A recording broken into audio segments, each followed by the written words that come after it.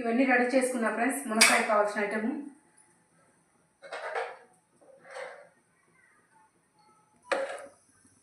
ఇదిగో 1.5 పావు అయితే ఆయిల్ వేసుకున్నా.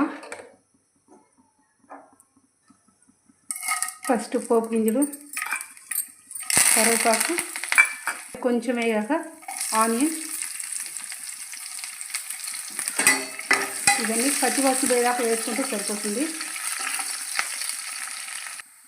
ఇప్పుడు వచ్చేసి దీంట్లో పల్లీలు అవేనండి, శనక్కాయ పప్పులు, కొంచెం తెల్లవాయి, కొబ్బరి, ఉల్లిపాయ, ఒక చిన్న ఇంచి అల్లం ముక్క.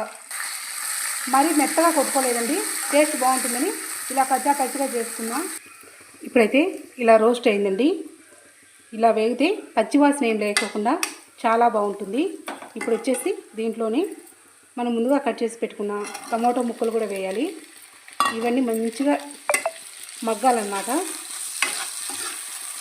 ఒక 10 నిమిషాలు ఇలాగే వదిలేద్దాం. రుచి సరిపడంత సాల్ట్, కారం మన టేస్ట్ తగినంత,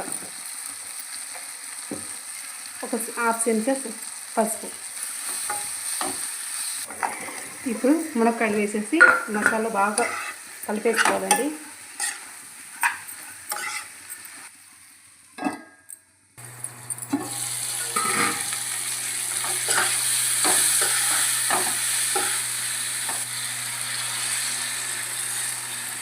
ఇది లేత మునక్కాయలు కాబట్టి నేను ఒక గ్లాస్ తీసుకున్నా. మీకు ఒక ముదురుకాయ అయితే ఇంకొక గ్లాసున్నర తీసుకోండి, బాగా ఉడికిపోతాయి. కూర రెడీ అయిపోయింది ఫ్రెండ్స్. ఎంత ఆకలి వేస్తుందో ఏంటో. బేసిక్గా అది చాలా మంచివాడు, తాగుతూనే అలా ఉన్నారు. మంచి మాటలతో మన భర్తను మార్చుకున్నాం. ఆ మహమ్మారి నుంచి, ఆ మత్తు అనే ఆ మహమ్మారి నుంచి మన భర్తను మార్చుకొని మన సంసారాన్ని చక్కదిద్దుకోవాలి. కూర అయితే సూపర్గా అయింది. ఇంకా మా వారికి వడ్డించడమే లేటు.